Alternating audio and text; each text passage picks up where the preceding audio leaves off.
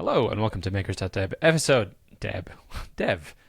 number 126. Chris, did you know that on December 6th, 126, in 1492, after exploring the island of Cuba for gold, which he had mistaken for Japan, Christopher Columbus landed on an island that he named Hispaniola.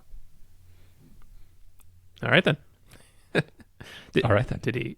Yeah. I don't know much about Columbus except for in 1492 he sailed the ocean blue That's right. and then killed a bunch of people. That's what I know. Yep. And we celebrate him, and then there was a whole thing of like, we shouldn't be celebrating this person, and yeah. I bring that up to say Hispaniola is the name of the boat in the film Muppets Treasure Island, which is an American classic, one of the best films of all time. That was one of my favorite movies. Yeah. It's a fantastic movie. When I looked up this fact, I linked it to Muppets Treasure Island, and then I thought, hold on, Muppets Treasure Island is based on the classic novel Treasure Island. I bet that's not something they made up. Like, that has nothing to do with the Muppets, the name of Hispaniola. So, to confirm for you, in Treasure Island, the boat that they travel on is also named the Hispaniola, but I know it from Muppets Treasure Island. I thought, it's been a long time since I read Treasure Island. I thought it was about like someone who was marooned. That features in the plot, yeah. There's a part of marooned that person. Story. Okay. I guess it was just part of the story. Yeah. Anyway. Spoilers, but yeah. For books published more than 100 years ago, I think that's okay. Hi, you just got back from an epic adventure, traveling the world, similar to, name of the protagonist in Muppets Treasure Island. Kermit the Frog? No, it's the kid, John. Similar to that I don't guy. remember. You've traveled the world. You just came back from Iceland. How was Iceland? Yeah. What did you get up to? Yeah, the pictures you sent, by the way, look unreal. It looks like made up by Midjourney. It looks so cool. Yeah.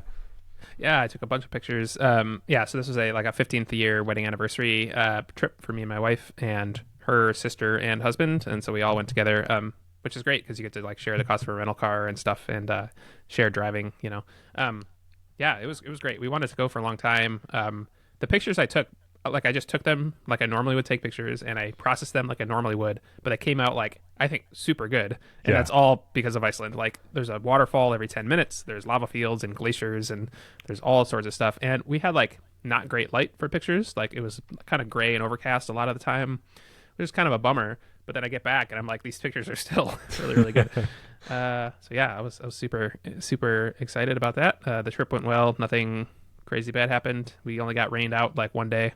The rest was gray, but pretty good weather. So yeah, it was a great trip. Wonderful. Great. I was reminded of traveling in groups that you can specialize. You don't have to be fielding every single question. You don't have to be like, even in just a group of two.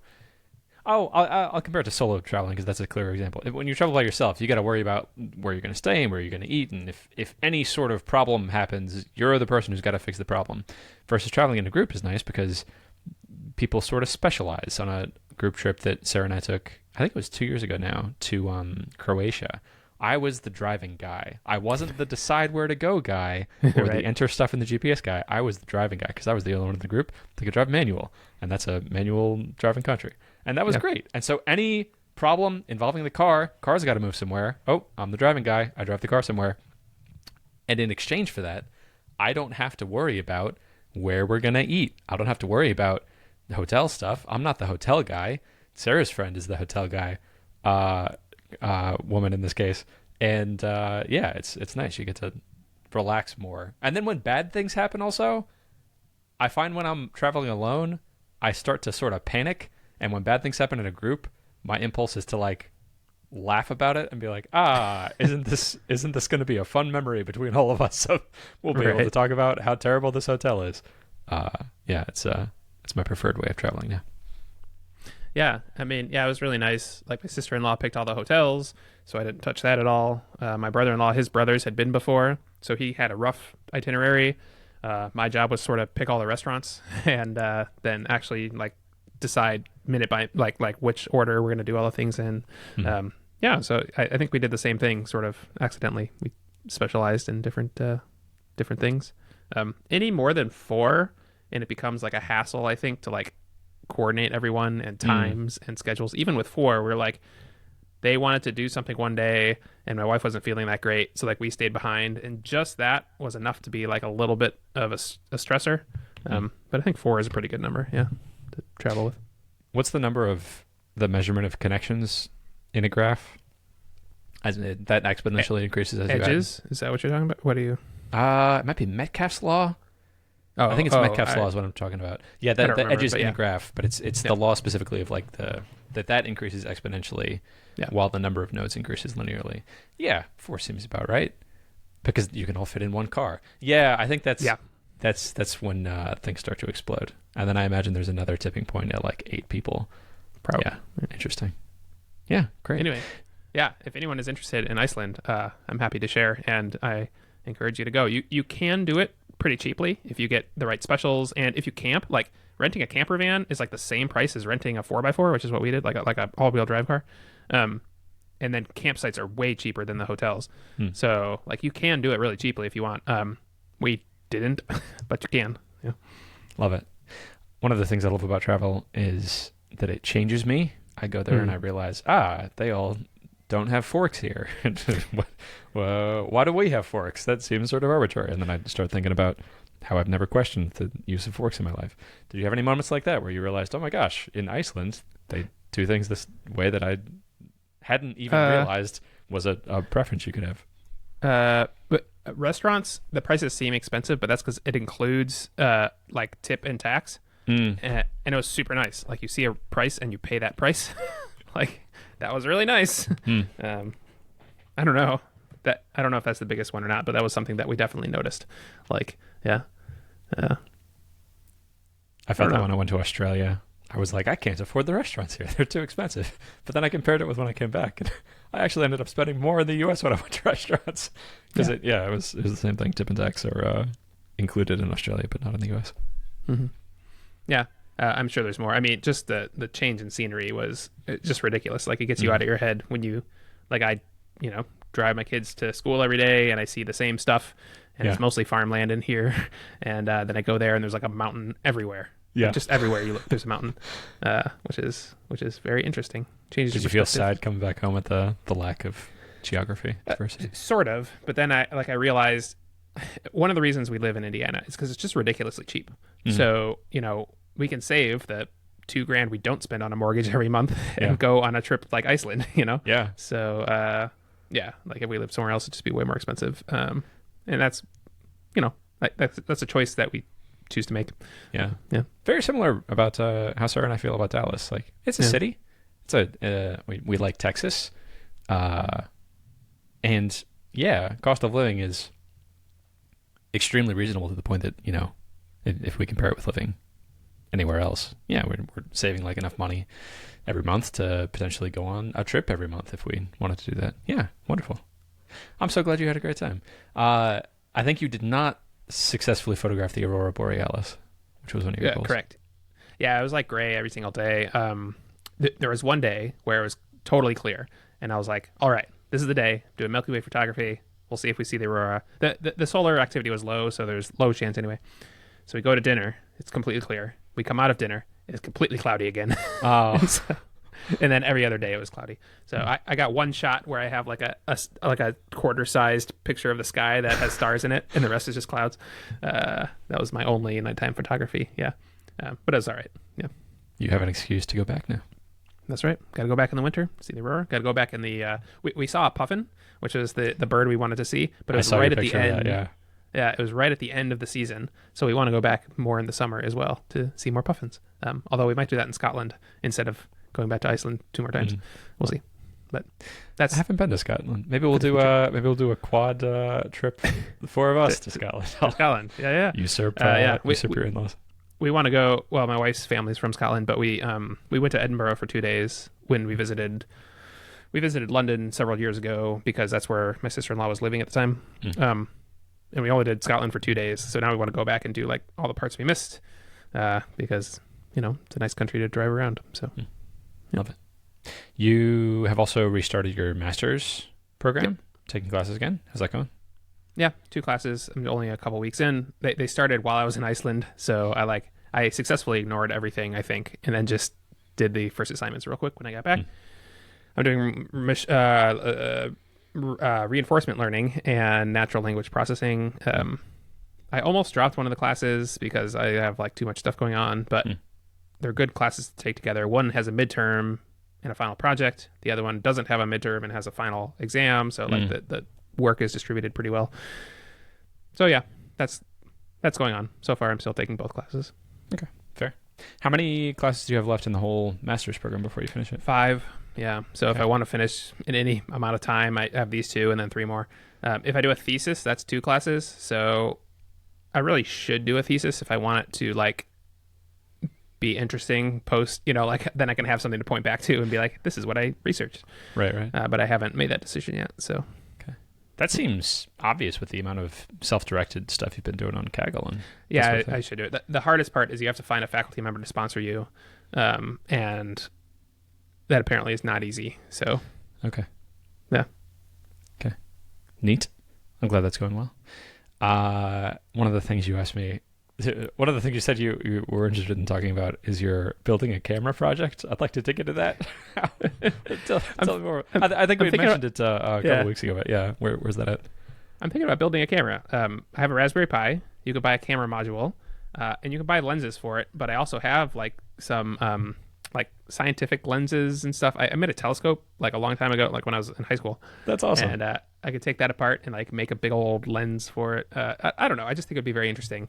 But if I want to do it right, then I have to buy a 3D printer in order to make all the different parts of it. Finally. So, we'll see. I have not convinced myself yet. Okay. But yeah, I want to make a camera that it has to be something different than just a regular camera. Otherwise, what's the point? Yeah, just buy a camera. So I want to make it big and chunky with like arcade buttons and like a giant flip toggle switch and stuff. I think that'd be hilarious. So I might do that. I love it. Can you make any sort of sales pitch as to why your camera is going to be better than other cameras? Will it do anything in particular? That it won't be. It'll be worse. It can be. If I do it on a Raspberry Pi, then I can script stuff with it. So if I want to like set it in a window and take a picture every day at the same time, yeah, that becomes very easy. But in every other way, it will be worse than a regular camera. Okay. Can you get like full frame sensors and connect that to the Raspberry Pi? So I think the answer is yes, but you probably need a company, and you probably need to convince one of these sensor companies that you want samples, because like they sell 1 million at a time, not one at a time. But you could probably get a sample. I've looked into that a little bit. The way other people have done it is they have gotten other cameras and scavenged them for parts. So like you can get a broken camera, take out just the sensor, as long as the sensor is still good, and then use it as long as you can find the data sheet. So if I actually wanted to do something with good resolution, that's probably what I'd do, is find a broken camera where the sensor was still good. You know what I'm curious about now is what does the data look like when you take it off of a sensor? Is it just is it a bunch of pixels and then you just read the data at each pixel, and then you're responsible for taking that and encoding it in some way? With the easiest is probably just storing it as raw. It very much depends on which level the sensor you buy is. So the Raspberry Pi cameras have a little microchip attached, which reads it out just as an image. So you can use the Raspberry Pi, just read it out as an image. So it does most of the work for you. If you get just this raw sensor thing, then yeah, you have to like apply voltages, which will then send a voltage out with the value of that pixel and then read it off. And so it's a lot like, if anyone has ever before written to a VGA monitor from like an Arduino, this might be a very niche thing to say, but in college we had to do that. We had to write it out, and like you scan line by line and you apply voltages so that it displays the pixel you want. It's exactly like that, but in reverse. That's fascinating. Yeah. So it can be really hard. I mean, especially if you can't find a data set, it's basically impossible because it's like a proprietary, like sequence of events you need to do. Sure. But if you find a data set, then yeah, you can do it. You just got to write the code to do it. I'm amazed if that's the technique. If you could do that for a full frame sensor, because full frame I think is something in the order of like 20 or 40 megapixels, and if you have to be applying voltage to each pixel, like what's the clock speed of a Raspberry Pi? Can you do that in any meaningful amount of time? Yeah. So I think you can. For some things, you can get a line at a time instead. Okay. That would make one way. A lot more sense. Yeah. The other way you can do it is you can get global shutter cameras, And essentially what they do is they take an entire picture at the same time, and then they have a little microchip on the back, and then you just read the images of the entire picture, the pixels of the entire picture. But they are fewer and further in between. So most cameras are a line at a time. Yeah, so I think you apply the voltage to the line and then pull it out. Okay, that would make a lot more sense. Yeah, because if the clock speed of a Raspberry Pi is like a gigahertz, which I think it's slower than that, and you had to read each pixel one at a time, and it's 20 megapixels. Hold on, megapixels is 1,000,000 pixels, and a gigahertz would be 1,000 times faster than that. Oh, hold on. If you had to read one pixel at a time for a 50 megapixel image, and you had a clock speed of a gigahertz, it would take you much less than a second. I was thinking it would take about a second. Is that right? Oh, because megahertz. If it's megapixels and you're gigahertz, you're 1,000 times faster than you would need. So it's probably fine. Yes. Yeah. Okay. I believe you're fine. Yeah. Okay. Oh man, now I want to build a camera. Cool. That'll be a fun project. But the Raspberry Pi one is way easier. You just buy the module and then you plug it in and then you run a command line script and it gets a picture for you. Easy. Boring. That is Make it harder. That is the easy first step. Yeah. With things like this, I feel like I can very easily justify investing time in doing that sort of esoteric work by saying, like, merely bringing this new skill into my new adjacent possible. I don't quite know what I'm going to do with this yet in the future, but then in the future, any sort of problem you encounter that involves a potential solution involving a custom camera that might have nothing to do with camera stuff. Well, now, okay, you have this tool in your toolkit, and you can say, we could solve this problem by just pointing a custom camera at it and applying the special lens to it, and then having it take a picture every 14 seconds. That's fun for me. Same thing with getting a 3D printer. That's why I'm so excited for you to get a 3D printer, because that opens up your adjacent possible. Now, like, in all these areas of your life, if you're ever like, if only I had a weirdly shaped plastic piece that I'm only ever going to need one of, you can solve that now. Yeah. So I might. We'll see. Our library has a 3D printer, so my wife's like, just use the libraries, which is economically, obviously, the best thing to do. Obviously. They will print it for you. You only pay for filament. It's like the best of all worlds. Yeah. But I don't know. That seems boring. Similar to how you were able to justify getting your computer with the fancy 4090 GPU, the advantage of that is, instead of paying, there's the first level advantage of it's going to be cheaper if you're using it at least this amount.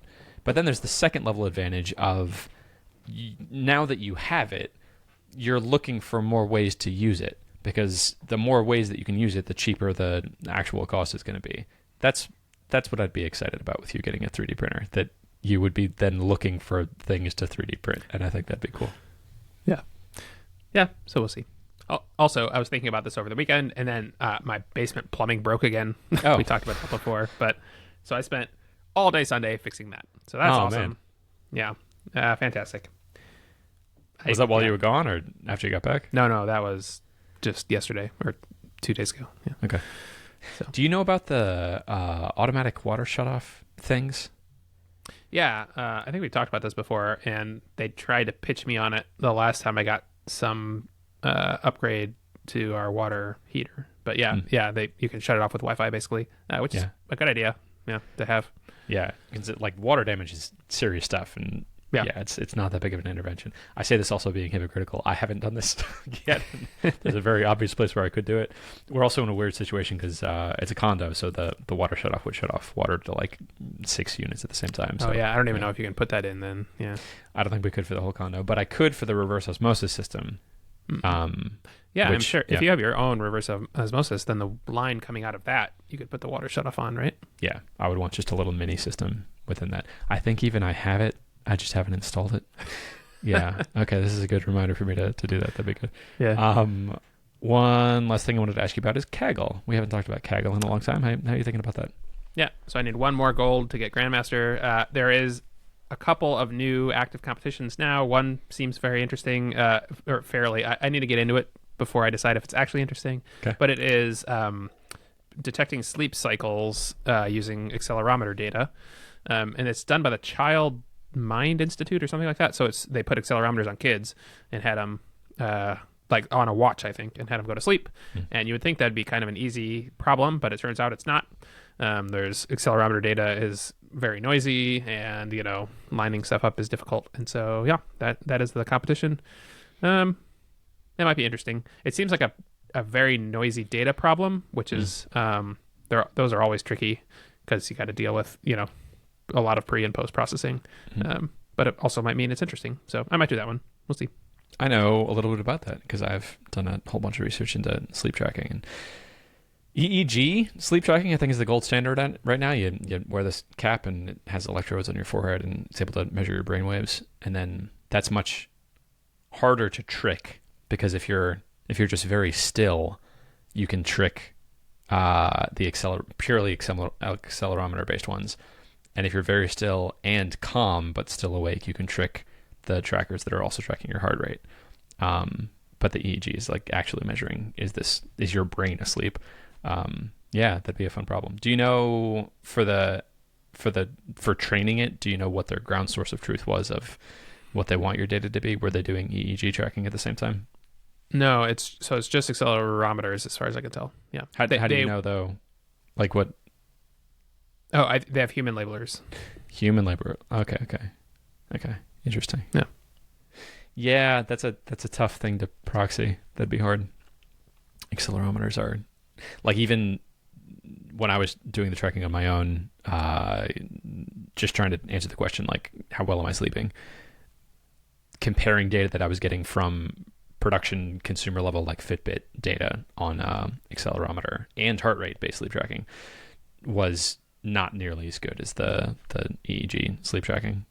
Yep. You don't get heart rate also? You're only getting accelerometer? Just acceleration, yeah. Okay. Yeah. There's two values. One is acceleration, one is something else. Okay. But it's based on the accelerometer. So okay. I actually don't know what it is. I haven't looked enough yet. Yeah. Gotcha. Yeah. That'd be tough. That's not a great data source philosophically. All right. Well, I'm excited for you to get back into Kaggle now. You seem to like this. It's fun talking about it. When I get into it, it's always hard to get into it because you're like, I'm never going to understand this. I'm never going to be good at this. And at some point, a switch flips, and you're like, oh, I understand this very deeply, and I'm actually getting good at it. Yeah. But you got to get to that point before it's really fun and exciting. Yeah. Yeah. You need some naivete, I feel like. Like, I think if I told you what it would have looked like, if I told you when you started one of the GPS projects, like the work that you were going to end up doing of getting the textbook, right, all the ridiculous work you did, you may have felt discouraged to do it because you would have been like, oh, that's way too much work. I don't want to do that. So I feel like you need to approach these sort of things with a little unjustified optimism. Yeah. That's exactly right. Yeah. It'll be so easy, Chris. It's just an accelerometer. What could possibly? It's such an easy problem. Awesome. Yeah. Fantastic. Cool. I have 5 things to chat with you about. I want to talk to you about File Inbox, quick File Inbox update. I want to talk with you about Rootable, a larger consulting project that I took on. Rolling off of that, I want to talk to you about my consultancy, ask you for some advice around managing that. And then I have a quick update on baby stuff and a quick update on flashcards. Cool. So here we go. For File Inbox, I've been working with this guy, Scott, who is an experienced software founder. That's been great. That's been very I've started to think of him sort of as a fractional CEO, where I have these more high-level conversations with him, and he's not in the weeds of the coding, which I tend to get stuck in, and he's just looking at this as like, all right, this is a business. How do we make it make more money? We got to find more customers. How do we find more customers?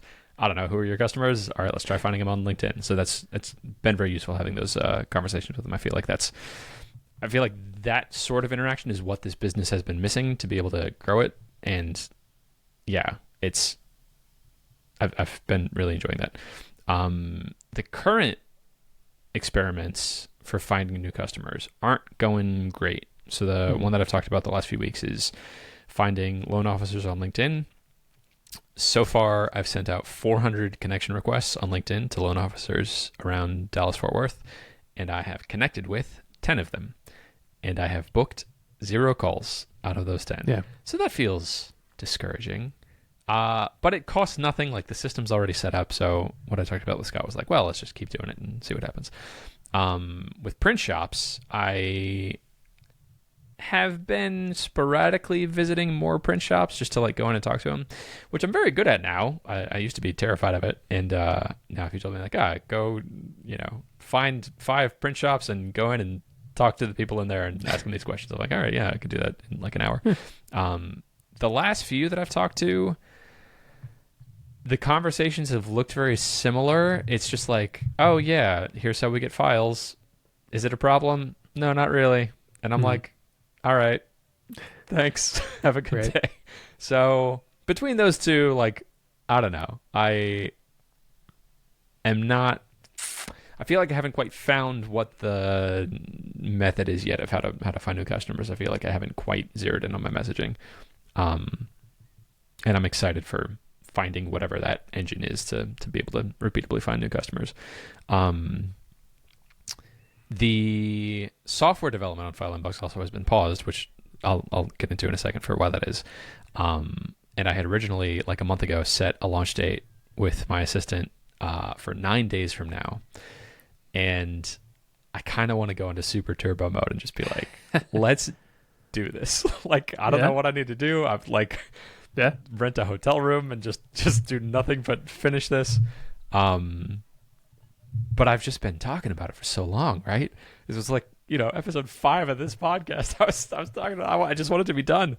And there's so many things in talking with Scott about like next steps and talking about revamping pricing that the switching to this new platform is being held back.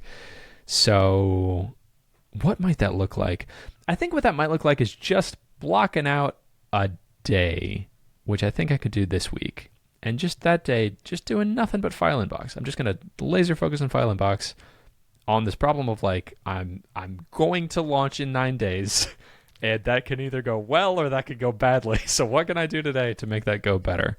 Yeah, that's where File Inbox is. Any thoughts on the current state of File Inbox? I like a time constraint for you because, like you said, it's been a long time coming. And if you push it off now, you're going to have a baby. Yeah. And then it will be 6 months before you launch. Yep. So if you launch in 9 days, things will start to break and then you will fix them because they're broken. So, do it. Launch in 9 days. All right. I'll do it. Yeah. Okay. Yeah. Good. I want to briefly mention revamping pricing. The method that Scott walked me through to do this was very interesting to me. He had me do a canvas of all of the main competitors, looking at every single one of their pricing plans. And then a pricing plan from a competitor is one row in a spreadsheet, and then the columns from the spreadsheet are features. So one column is maximum file size. One column is storage. One column is, does this place let you embed the form in other places? And so compiling all this data in one place has made it very clear that like I can see what over delivering value would look like and about what price point would just obviously make sense. So we're thinking right now new pricing plans are going to be, first of all, absolutely I need a free tier. That's been made very clear by like customer research. That's been made clear by doing this competitor analysis. There's a lot of free options out there. So there's going to be a free tier. There's going to be something around $19 and there's going to be something around $49. And then I'm going to have an enterprise, like call me if you want to pay me a lot more money plan. And it's from looking at the spreadsheet, I'm able to pick out like, okay, what would over delivering value be at $19?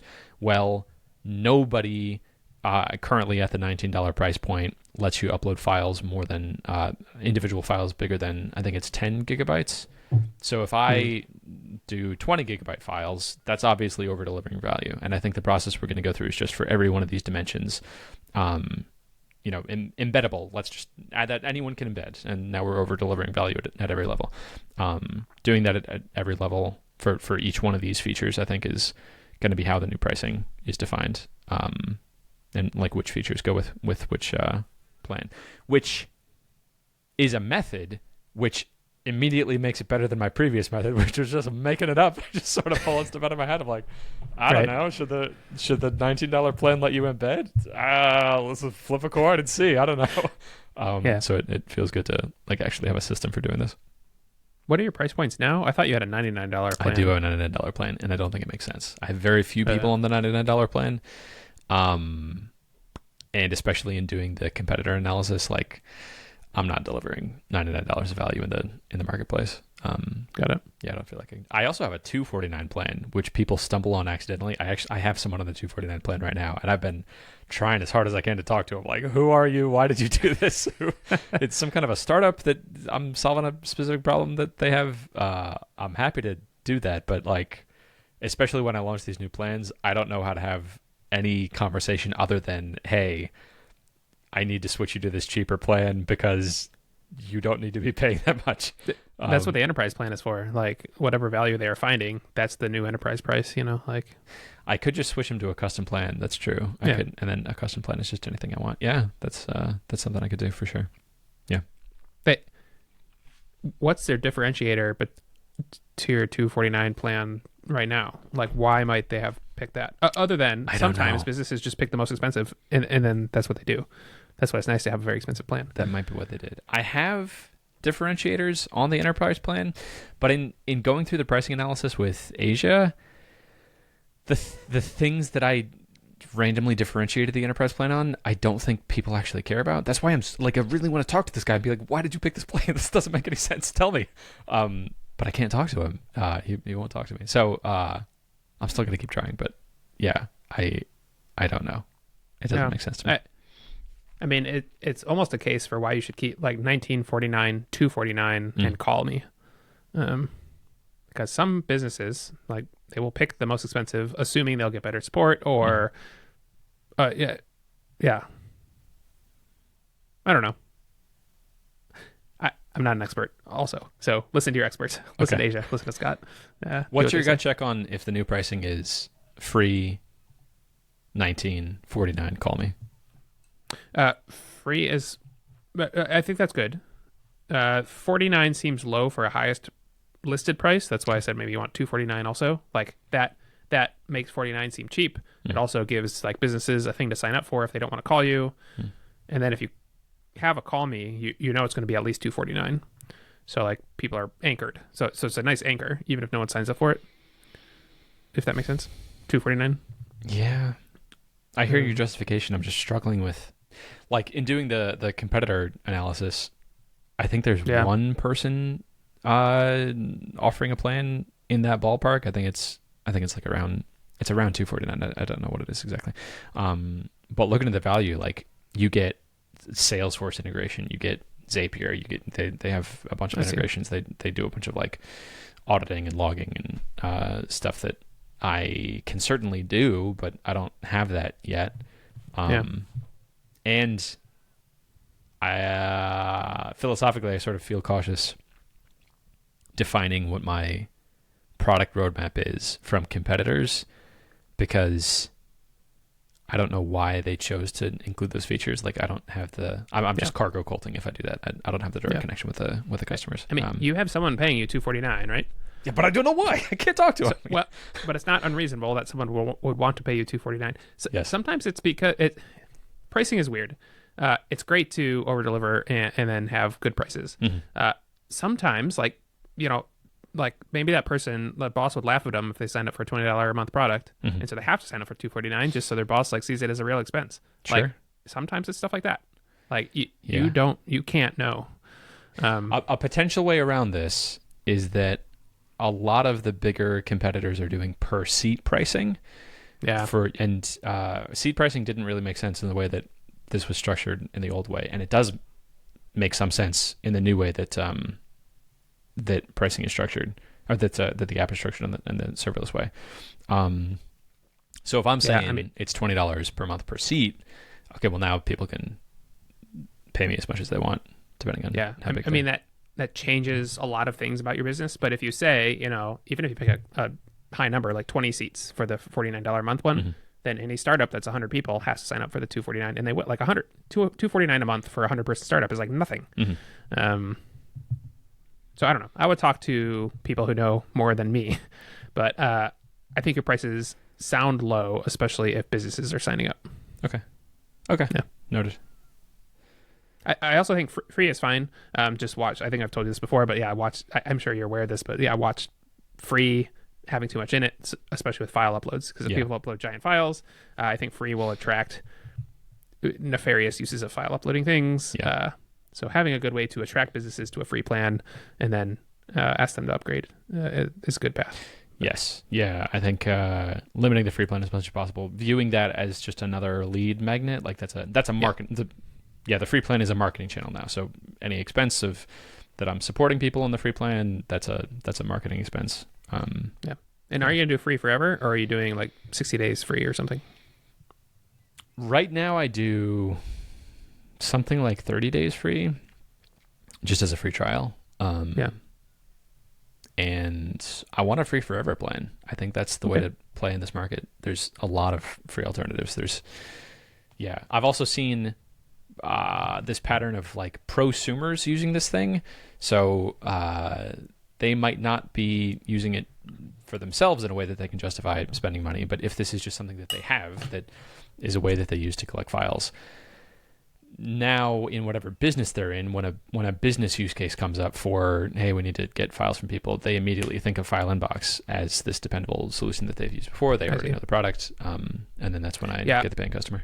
I was going to say, just make sure it's heavily branded File Inbox, and there's good links back to you. On the if free you get rid of those sure. links, you pay money. Yep. Then I think it's probably worth it. Okay. Cool. Next thing I'd love to talk about.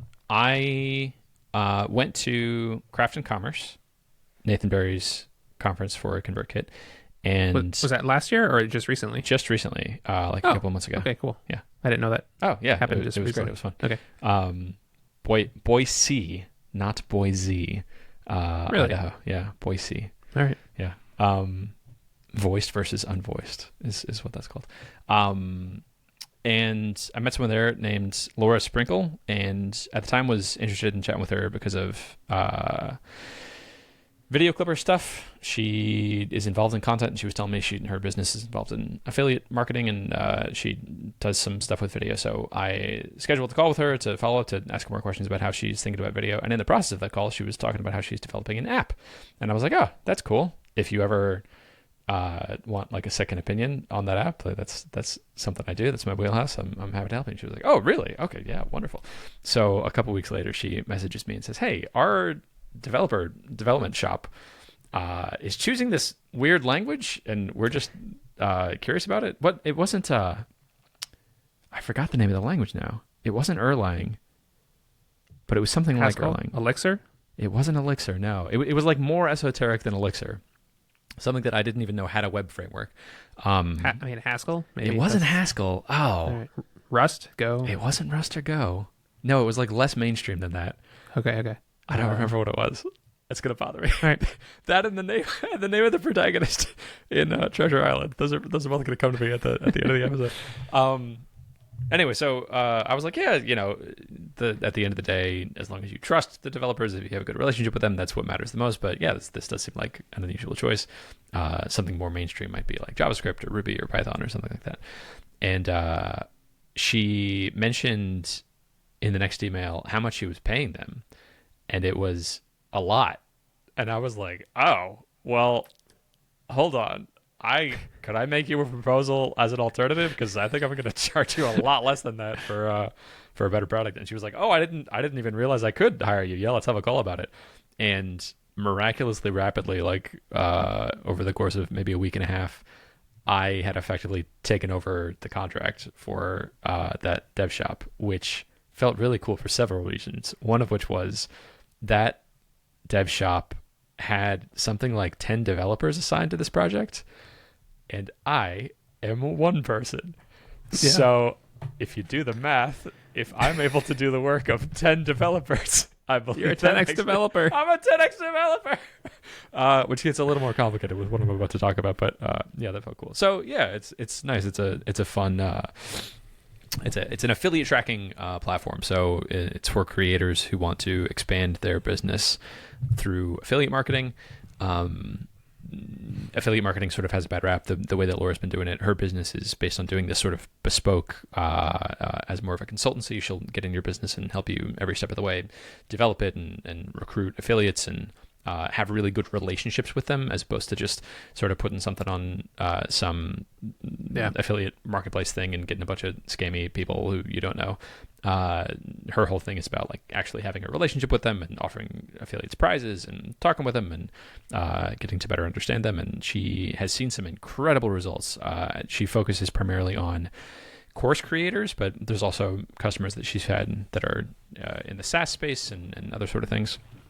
And she has this method of doing this multi-stage process of like, first you use your affiliates to promote a free thing. She calls it an X factor. And then, it's a very good model. She has an existing business already making a lot of money.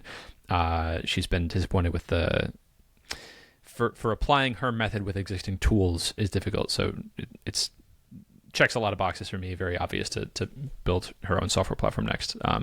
Is really cool. So yeah, that's been a fun partnership.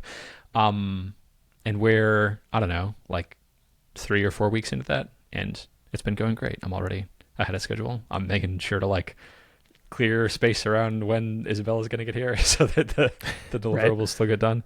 But I've been really enjoying that, particularly because I can just focus on the tech. Like the business part of it's already figured out. She's the business expert, and she doesn't know anything about tech. She knows a little bit about technology.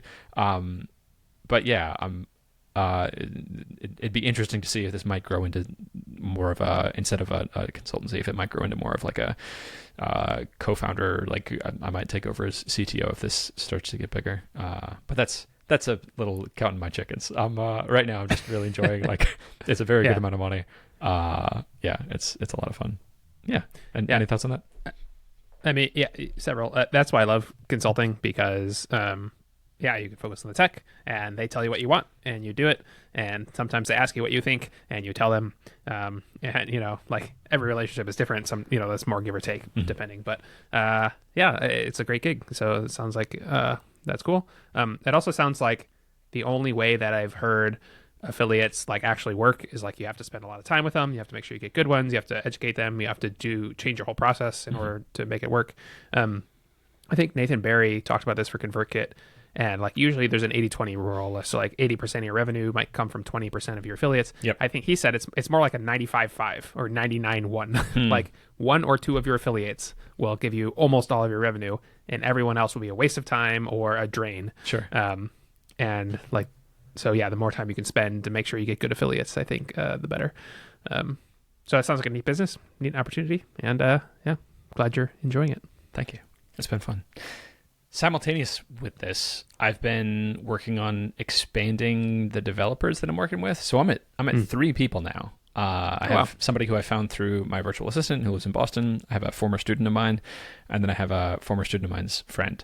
And that's been it's been amazing. Like the concept of, I still can't get over this, but the concept of I can just tell someone what to do and give them money, and then they do it. Like, mind blowing. And there's a little more friction now in the process of doing it. Like the code review is a step of this process that I don't have to do when I'm just coding all the stuff myself. And you got to like make separate branches, and you got to worry about merging, and you got to have project management that other people can see. That's not just living in a single Markdown file. But once you get over that hump, okay, like I had I don't know, maybe an hour this last Monday where I, for that hour, was just reviewing code for pull requests. And in that hour, I probably got through 5 pull requests. And if you just take into account that hour and not the time that I spent like writing the feature and like having a little bit of back and forth, but just that hour was like my most effective development time that I've ever done. Because I'm just like, hold on, does this work? Yes, it does. Approve it. Merge it. Done. Does this work? No, I want this one thing changed. Comment on it. Send it back to them. Done.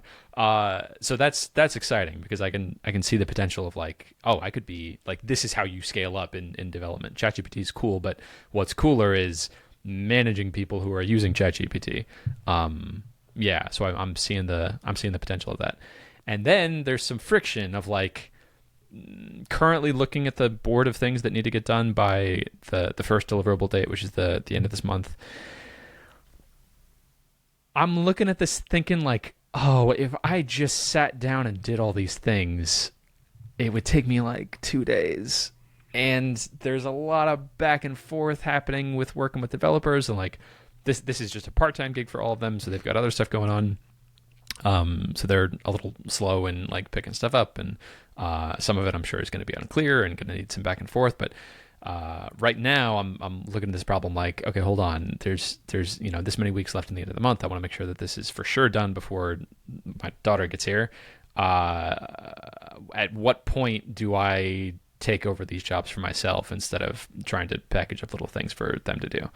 And so I think what I'm going to say is like, hey, these things need to be done by this date, a little before the actual date. Which of these things would you like to take responsibility for? Here's the menu of things that you can take, knowing that you have to have them finished, like they have to be shipped at the end of the month. And I think that's gonna fix it. Dealing with deadlines and other people is trickier. Like that's a problem I feel like I haven't quite solved yet.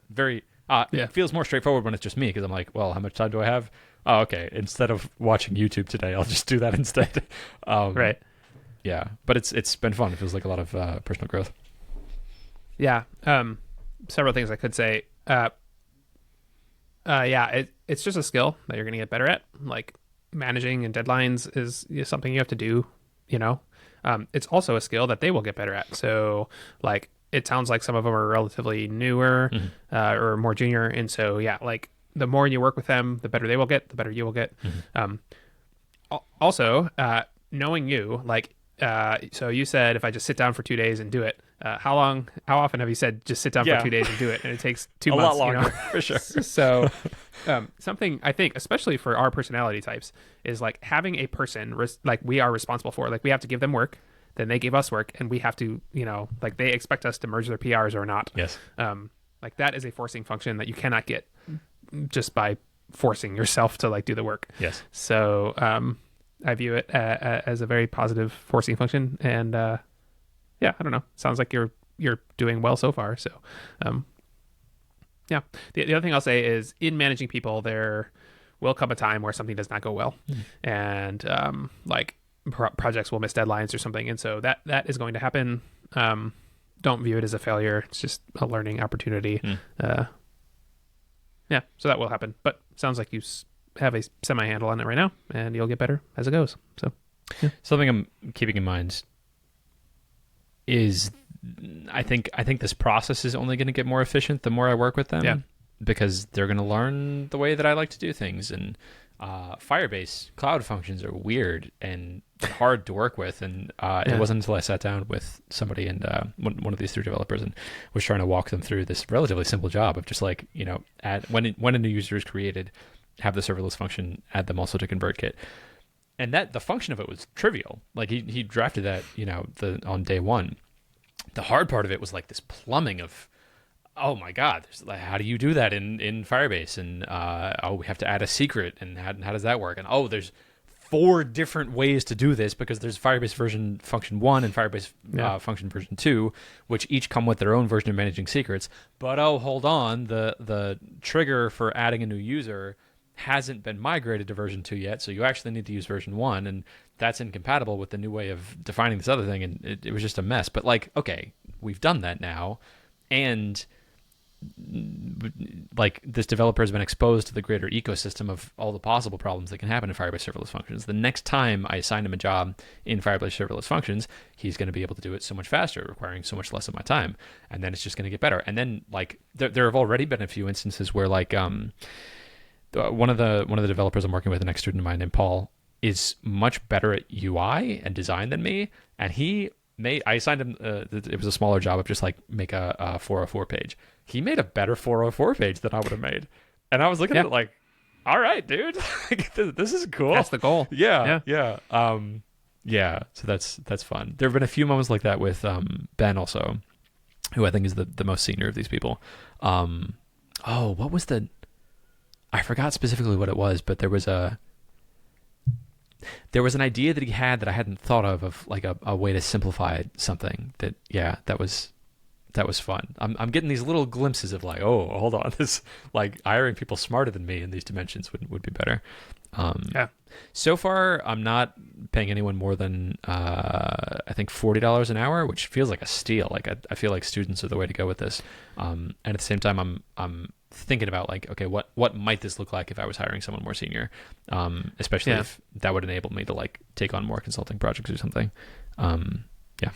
I think it's a great way for you to go right now. I think, 40 an hour sounds right for a student, because they're going to need 2 or 3 times more hand-holding and back and forths. Yeah. So they're 2 or 3 times cheaper than a senior developer. Mm-hmm. So I think that's right. Yeah, I don't know. It's just something you'll get better at. And it's only a few times in my career have I gone through all of the very difficult work in order to get to a point with people where you can just have like, a 20-second conversation, which represents like, a month of back and forth. Yeah. And it feels really cool if you can get there. So yeah, the more work and the more effort you put into these relationships, just the better and better they'll get. Yeah. Yeah. I suppose it's remarkable that I'm at the stage that I'm at with such little time invested in my relationship with them. Like I chose people that all know React, so that's a easy thing that I didn't have to do that. And like they're all that like they're familiar with Firebase, but a lot of them are sort of learning most of Firebase on the fly. Yeah, I think it's remarkable that like right now in Asana where I'm managing all the tasks, maybe a third to a half of the jobs weren't done by me. And that feels pretty cool. I don't know if I've saved net time personally on that yet, but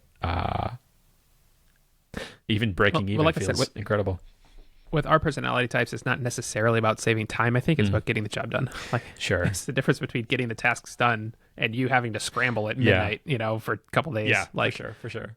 And now that this is set up, I'm fantasizing about like, oh, hold on, I could, if any one of these people wanted to work a lot more, I could be giving them like more file inbox stuff to be doing at the same time. I could be giving them, there's bugs in the time tracker that Sarah and I use, this one-off app that I developed, that I would love to be able to say like, oh, can you fix this, please? Here, like, do this. And oh man, it feels exciting. Yeah. Cool. I'm excited to see how this shakes out. So am I. I'll keep you updated. 2 more things. The next one is just an update on baby stuff. Baby stuff continues to go well. Remarkably average pregnancy. Like Isabella is in the 56th percentile for weight, which is pretty much dead average. It's pretty good. And the frenulum height, which is the distance from like the top of the pubic bone to some spot on your belly, in centimeters, is remarkably the number of weeks pregnant that you are. It's one of those weird quirks of like measurement and math, and that is like right on. It feels good. We took a tour of the hospital yesterday, and I know where I'm going to park, and we got our bags by the door, and added stuff to my checklist to bring, and I know what it's going to look like in the room, and it's feeling really good. We have 21 days until D-Day, and according to the doctors, she might come a little early. Oh wow, yes, correct. But like we're feeling prepared. Good. Yeah, so I'm excited. As long as if you have a car seat, know how to put it in your car, then you will figure the rest out. Yeah. We're like the stuff that I added during the hospital tour is just like we're just doing what's the term? It's a lot of like nice to have stuff. Like it'd be nice if I brought my own pillow, because then I could sleep a little bit better when I'm in the room overnight. Did you get a private room? Yeah. Oh, the hospital's so nice. It's that's good. Yeah. And it's like a hotel room. There's like a shower, and it's really, really cool. Ours was too. Yeah. That's one of the reasons we chose this one. It was just super, super nice. It was a brand new maternity ward. Yeah. It's good. Sarah chose the hospital, and she got a doula also, and the doula has a really good relationship with the doctor. It's like we feel incredibly privileged, especially comparing this to the way that humans have given birth through most of human history. Like this feels cushy. This is like we're gonna be comfortable. They got food. They could like deliver food to your room. Yeah. Yeah, it's gonna feel. It was so weird because you're in there for like 2 or 3 days, and it feels, in some ways, very cushy. In other ways, like they wake you up every hour during the night. Like so in some ways it's gonna be awful. But Who's waking you hopefully up? the best. And of who the are they options. waking What? up? Who? They have to take vitals of the mother every hour, I think. Okay. Yeah. They don't have to take my Or vitals. maybe it's every 2 hours or something like that. But yeah, no, they got to make sure you're not dying, basically. Like Right, you just right. had major surgery, so they got to make sure you're not losing blood and all that Right. stuff. I can still be sleeping though. Oh, Unless yeah, something's If going they have, on, if yeah. they have a curtain and earplugs and an eye mask. Yeah. That's the way to go. I'm asking earplugs for the first thing to go in my go bag. Yeah, that's that's important. Yeah. Yep. Okay. I'll be as well slept as possible while still attending to the needs of my wife and child. Yes. Cool. That was it on that. Then I have an exciting update for you on flashcards. Spaced repetition is the best way to commit things to long-term memory. Anki is the standard application to do that. That's what's used by like professional memorizers. So like students, especially medical school students or law school students, just the game of that, your job is to just cram as much information into your brain as possible. Spaced repetition is the best method of doing that, and Anki is the standard way of doing that. Anki is a terrible app. It's like a native app that was written with this design language from like the 1990s, early 2000s. The syncing system is really weird. It's got a bunch of extraneous buttons. It has way too many settings. So I've been looking for something that accomplishes that job, but with a more modern UI, which actually, like, you know, it's a difference in outcome. Like, I won't use Anki because it just feels frustrating to use it every time I use it. And I've like lost syncing between the data a few times between my phone and my computer, and then I'm just like, well, let me put this off. So for the longest time, I was thinking, let me just build my own thing. I have this whole toolkit of how to build stuff on Firebase right now, so I could spin something up on Firebase. I reverse engineered this spaced repetition algorithm, which is a lot of fun. It's a cool algorithm, and had most of the hard parts done, but still needed, like, I don't know, 4 optimistic days, so probably, I don't know, 8 weeks of development on it, and was just putting it off. And something came up of like some new thing I wanted to memorize. I think it was the faults in the Myers-Briggs personality system. There are a few facts around there that I've wanted to commit to memory, and why the Big Five personality test is better. So this came up again, and I was like, let me just let me do a landscape again of all the existing apps and see if there's something else better out there. So I tried a few different things, and then relanded on Mochi, M-O-C-H-I, like the Japanese ice cream, and that's the perfect solution. It syncs from my computer to my phone, and I love the way that they structure cards and notebooks. Makes a lot of sense to me. A very nice modern UI. It's being actively updated, actively maintained. They're charging money for it, so I feel like development is going to look good going forward. Just wanted to let you know, though, if you're interested in committing things to long-term memory, getting smarter, improving your memory, Mochi, I think, is the best way to do that right now. Cool. That's sort of relevant, but not relevant to me. So I'm doing reinforcement learning and NLP, which I want to memorize things for. I wonder if there are spaced repetitions things I could be doing. Like Greek alphabet is one that I have to relearn every time I take a math class. I'm like, oh yeah, that's Ada. I forget that all the time. Yeah. The other thing I'll make a plug for, if you want to memorize stuff, is teaching it. So this is the reinforcement learning book. It is free online, but I bought the Dead Tree version. I might make a series of YouTube videos. I think I say this every single time, but like to really learn it, like I could do since it's free online, like I could do a series of YouTube videos per chapter, which would be a pretty good way of learning things. So we'll see. That's my preferred way, is teaching, which I might do for this. We'll see. I love that. Very effective. And I would start with, I think we've walked through this before, I would start with blog posts of just your consolidated outline. And then that's super low lift. That's, you open up a new note in your blog platform and whatever, have a section per chapter or something. And then once you have that, okay, well, that can be your script for the video if you wanted to do the video. Yeah. So my blog platform is Gatsby, which I can't run because my Node version is out of date, and when I update it doesn't work. And so, oh my god, okay. To write a new blog post, I have to completely rewrite my blog. Well, it's going to be a Markdown file, right? So you could just write the Markdown file. That's true. Yeah, that's true. Yeah. Shaving. Oh, silly. Technology is silly. It is ridiculous. Yeah. Was there anything else? I think that's all I got. That's all I got too. Then I will see you next week. Goodbye.